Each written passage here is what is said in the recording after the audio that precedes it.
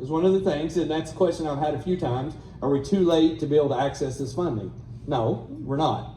But the money is going to start coming in droves. There's going to be a lot of money coming available. And if we've got a chance to get some of it, I want to make sure we have every opportunity. I think the biggest thing we want co-ops to know is we want to partner with them on projects. So now's the time to be creative, like pull out, if I wish I had money, I could fix this. Or here's a sector that I've always wanted to work with. Or this is a gap where we've never had funding to help it.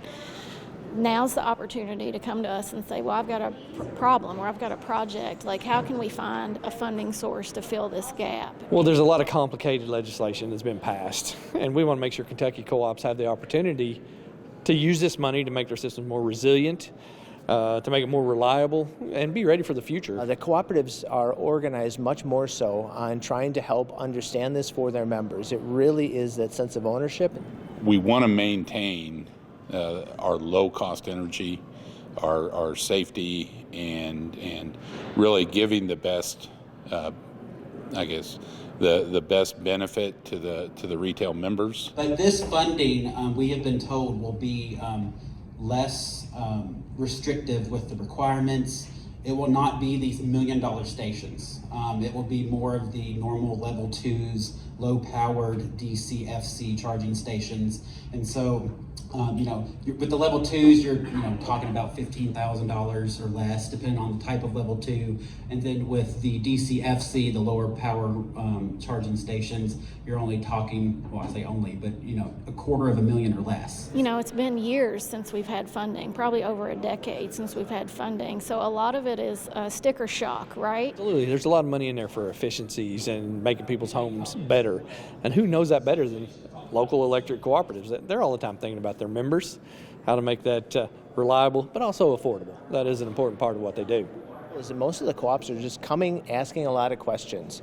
There's a lot of good opportunities that exist for trying to do things that they've been looking to do for a long time and things that they're getting asked questions around. We have opportunities to not only help ourselves in efficiency of delivering power and moving maybe towards more renewables and those types of generation resources, but also help our members and become more efficient in their homes. The real, planning process needs to include things that are going to make our service better, our costs lower, and maintain our safety level. So once you get familiar with the opportunities, it's not as bad. It's more the knowing what's unknown and becoming accustomed to it. There are billions of dollars that are available for different programs for utilities.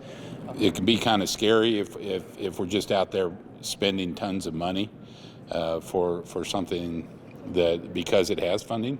But if we can take good projects that are going to benefit the retail member, that's where we want to try to pull this money in and reduce the cost for them.